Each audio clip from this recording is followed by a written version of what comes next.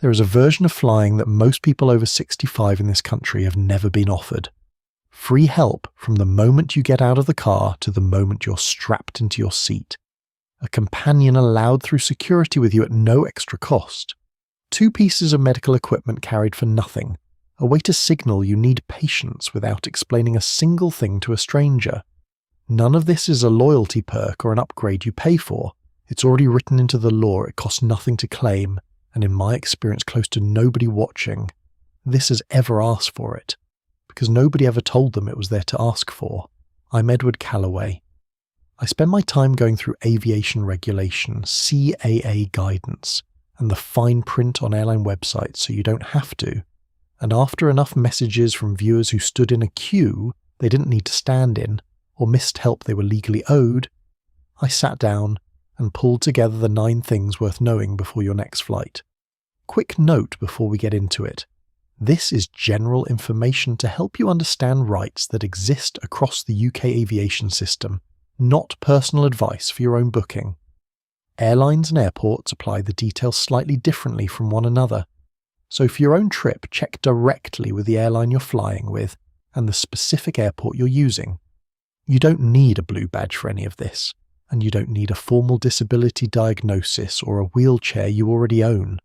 If getting through a big airport on foot, standing in long queues, carrying bags a long distance, or managing steps and escalators has become harder than it used to be, simply because you're older, that is enough on its own. Heathrow's Terminal 5 is the length of several football pitches end to end. Manchester's Terminal 2 has queues at peak times that can run past 40 minutes before you've even reached the scanner. None of that used to bother you at 50. It's allowed to bother you now, and the system is built to account for that. The law that protects this doesn't ask why your mobility is reduced. It only asks whether it is. If this is useful so far, a like really helps the channel reach more people who need it. And let me know in the comments where you're watching from. I read them all. The whole system rests on one piece of law, so it's worth understanding before we get to the individual perks.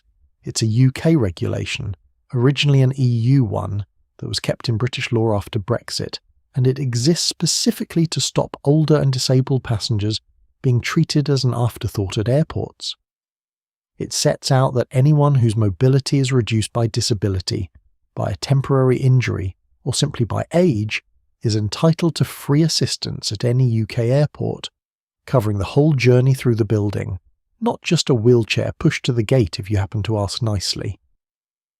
Every airport handling more than a modest number of passengers a year has to publish how it delivers this, which covers almost every airport you'd realistically be flying from in this country. That's the foundation. Everything else below sits on top of it. The first perk, and the one that changes the shape of the whole day, is that the assistance runs door to seat. It starts the moment you arrive, whether that's at a designated point in the car park, at the drop-off zone, or at the terminal entrance, and it doesn't stop until you're in your seat on the aircraft.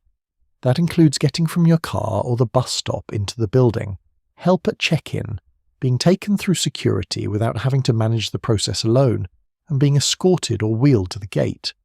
On arrival at the other end, the same support is there in reverse, off the plane, through immigration if it applies, and out to baggage or your onward transport. None of it is a favour from a kind member of staff having a good day. It's a service the airport is required to run. The second perk is about how you actually get hold of all that, because the process trips more people up than the rule itself. You book it through the airline, not the airport.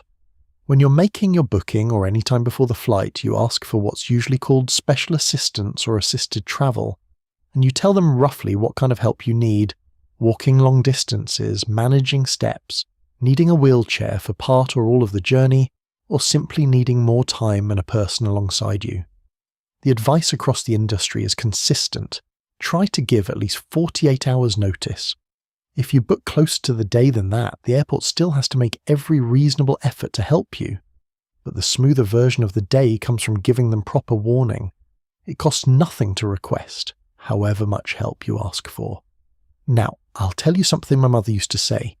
Advice you can't find when you need it is no advice at all. You nod along today, and by the time that letter from HMRC or the DWP lands on your doormat, half of it has slipped away. So we gathered everything up, every rule I've explained here and a good many I haven't, written down plain and sorted by the problem. When something arrives in your post that worries you, you open it, and the answer is sitting right there. You'll find the link down below in the description. It costs less than an hour of a solicitor's time, and it'll do you a great deal more good. I heard about a viewer once, we'll call him Frank, 78, who flies out twice a year to see his daughter near Alicante. For years, he assumed the long walk from security to the gate was simply what flying meant now, and he'd sit down twice along the way to get his breath back. The first time he rang the airline and asked for assisted travel rather than just booking the ticket, someone met him at the drop-off point with a buggy and had him at the gate with time to spare. No walking, no queuing, no sitting on a bench halfway there. Nothing about his flight changed. What changed was that he finally asked for something that had been available to him the whole time. The third perk surprises people who've flown before and assume they'd be sent through security alone. If you need assistance, you're entitled to have a named companion go through the process with you, where this is actually necessary, supporting you at check-in, through security, and while boarding and getting off the aircraft. That doesn't mean 2 free tickets. Your companion still needs to be a paying, ticketed passenger on the same flight.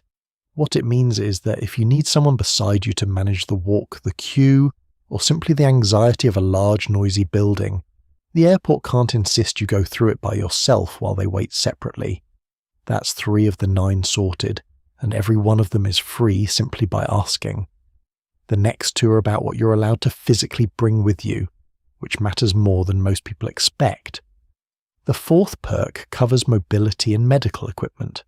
If you use a wheelchair, a walking frame, a mobility scooter, or you travel with medical kit like a CPAP machine, an oxygen concentrator, or an insulin cooling case, UK rules allow you to carry it free of charge, in addition to your normal baggage allowance, not counted against it. The general guidance from the Civil Aviation Authority allows up to 2 pieces of this kind of equipment per passenger at no extra cost. There's an honest catch here. If your wheelchair or scooter is battery-powered, you need to tell the airline the battery details in advance. Again, around 48 hours is the sensible marker, because lithium batteries are treated as a fire risk on aircraft, and the equipment may need to be made electrically safe before it flies. Skip that step and you can arrive at the airport to find your own equipment can't be loaded on your flight that day. There's a smaller version of this same principle that catches out even seasoned travellers, and it's worth knowing alongside it. The usual security limit on liquids in hand luggage is small, roughly 100 millilitres per container. If you carry liquid medication above that, insulin for instance, or a liquid dietary supplement, you're generally still allowed to bring what you reasonably need for the trip, but it helps enormously to carry a copy of your prescription or a short letter from your GP confirming what it is and why you need it. Security staff can wave you through far more quickly when you can simply hand over a piece of paper instead of explaining yourself from scratch at the tray. The 5th perk is the one I'd guess almost nobody watching has heard of, and it's aimed squarely at conditions you can't see. It's called the Sunflower Lanyard, a green lanyard with a sunflower on it that started at Gatwick Airport back in 2016 and is now used at every major UK airport, on UK railways, and in a growing list of supermarkets and public buildings. Wearing it discreetly tells train staff that you may need extra time, patience, or support without you having to explain the reason to anyone. It covers things like memory problems, chronic pain, fatigue conditions, breathlessness, hearing or sight difficulties, or simply a fear of flying that makes crowds and queues genuinely harder to manage. There's no application form, no proof required, and no diagnosis you have to disclose. You collect one free from the assistance point at the airport on the day you travel, and it's yours to keep and reuse on every future trip, including at other airports and on the railways. The honest catch is that it doesn't automatically come with the same extras everywhere. Some airports let sunflower wearers use a faster security lane alongside their existing assisted travel lane. Others are clear that the lanyard on its own doesn't grant that. It's worth a quick look at the specific airport's own accessibility page before you fly, so you know exactly what it gets you on the day rather than assuming. If you're finding this helpful, subscribe and turn on the bell so you don't miss the next one. I cover this stuff in plain English so you don't have to wade through 40 pages of gov.uk yourself. The 6th and 7th perks are about the two parts of the airport that cause the most stress before you've even boarded: security and the car park. On security, at a number of UK airports, passengers using the assisted travel service, and in some cases sunflower lanyard wearers too, get access to a dedicated, calmer lane rather than the main queue. It tends to move at a gentler pace. Staff are trained specifically in supporting older and disabled travellers, and you're not rushed to get your bags and your shoes back together in front of an impatient queue behind you. I want to be straightforward about the catch, because overpromising here would be exactly the kind of thing this channel doesn't do. This isn't a single guaranteed perk that looks the same everywhere. Some airports fold assisted travel and family lanes together. Some route sunflower wearers through every lane rather than just one, and a handful are explicit that the lanyard by itself doesn't unlock the fast lane. The reliable route-in is booking assisted travel through your airline in advance. The lanyard is a helpful discreet extra on the day, not a guaranteed skip-the-queue pass on its own. Parking is the 7th, and it's the one where I'd encourage the most caution before you plan around it. If you hold a blue badge, a good number of UK airports will give you a genuinely free short window, commonly somewhere between 30 minutes and 2 hours, in their pick-up, drop-off or short-stay car parks, and several offer a further discount if your total stay is under about 4 hours. But this is not uniform.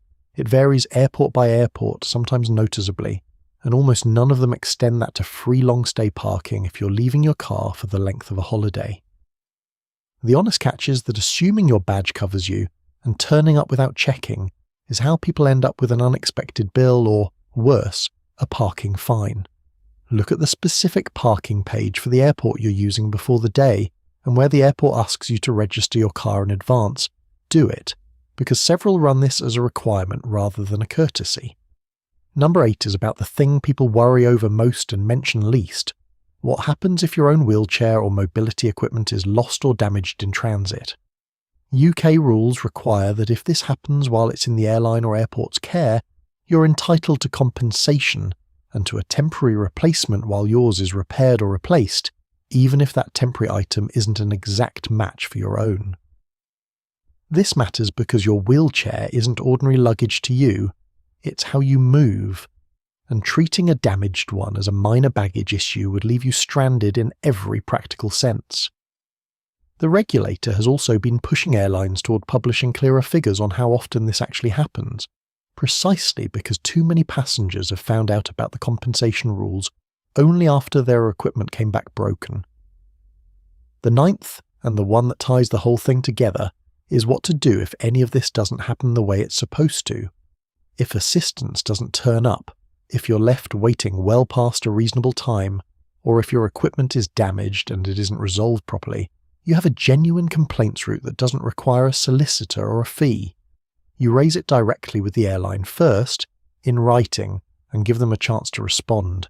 If they can't resolve it, or you're not satisfied with the answer, you can take it to one of the CAA, approved independent dispute bodies, Aviation ADR or CEDR, who will look at both sides and give you an independent decision, typically within a few months, and it's free to use throughout. This exists precisely because the assistance rules are a legal right, not a favour, and a right that can't be enforced isn't worth very much. The myth worth clearing up before we finish is the single biggest reason people never claim any of this. A lot of viewers assume this help is reserved for people who are already registered disabled, or who already travel with a wheelchair, and that asking without one of those things would be jumping a queue meant for someone else. It isn't. Reduced mobility because you're simply older, or because a hip or a knee has slowed you down, qualifies on its own in exactly the same way a formal disability does. Airlines aren't assessing whether you're allowed to fly, they're arranging the right kind of support so that you can fly comfortably. Asking doesn't cost anything, doesn't require proof, and doesn't hold anyone else up. There's a second worry tied up in the same myth, and it's the one I hear most often when I talk to people about this directly. Some are afraid that admitting they need help will somehow flag them as unfit to fly, or that requesting assistance marks them out to staff as a problem passenger, to be managed rather than simply helped. It doesn't work that way. Special assistance and fitness to fly are entirely separate questions. Airlines arrange this kind of support for thousands of passengers on an ordinary day without a second thought, and asking for it is no more remarkable to them than asking for an aisle seat. This is what I'd actually do this week if any of this applies to you or to a parent you help look after. When you book your next flight, or straight after if you've already booked, contact the airline directly and ask for special assistance, using those words, and tell them plainly what would help, whether that's distance, steps, timing, or simply having someone beside you. If you think a sunflower lanyard would help you, plan to collect one from the assistance desk when you arrive at the airport. It's free, and there's nothing to fill in beforehand. If you're driving and hold a blue badge, look up the specific parking terms for that airport before the day, and register your car in advance if they ask you to. And if anything goes wrong on the day itself, a delay, a no-show, damaged equipment, note the time and who you spoke to, because that record is exactly what an airline or an ADR body will ask for if you need to complain afterward. If you're helping a parent or an older relative book their own trip, it's worth doing this part together, since the request itself takes minutes on the phone or through the airline's website. But knowing to make it in the first place is the part most families never think to check. 9 things, briefly. Door-to-seat assistance as a legal right. Booking it properly through your airline, not the airport. A companion allowed through security and the gate with you. Mobility and medical equipment carried free. The sunflower lanyard, free and reusable everywhere. Faster movement through security where an airport offers it. Blue badge parking checked in advance rather than assumed. Compensation, and a replacement if equipment is lost or damaged. And a free independent complaints route if any of it doesn't happen the way it should. If there's one thing worth carrying away from all 9 of these, it's this. None of it is a special favour, and none of it is only for people who already think of themselves as disabled. It's a legal right built around age itself as a valid reason for needing help. It's free at the point you ask for it, and the only real barrier most people face is not knowing it exists. You now know it exists. Thanks for watching to the end. If you found this helpful, share it with someone in the family who'd benefit. These rules matter most to the people who never hear about them. And do check the official links in the description before you act on anything. See you in the next one.